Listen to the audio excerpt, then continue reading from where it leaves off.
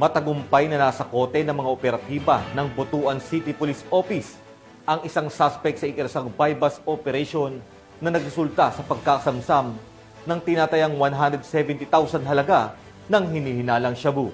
Magbabalita dyan si Patrolwoman Karen Malilin.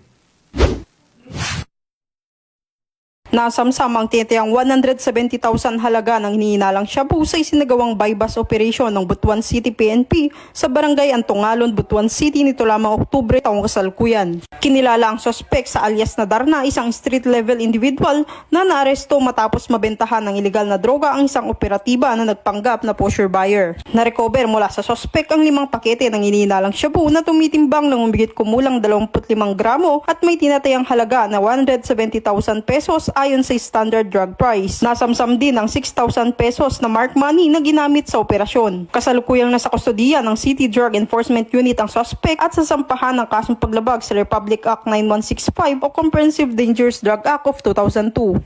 Mula dito sa Police Regional Office 13, ako ang iyong PNN Correspondent, Patrolwoman Karen A. Malilin, alagad ng batas, taga-taguyod ng Balitang Pulis.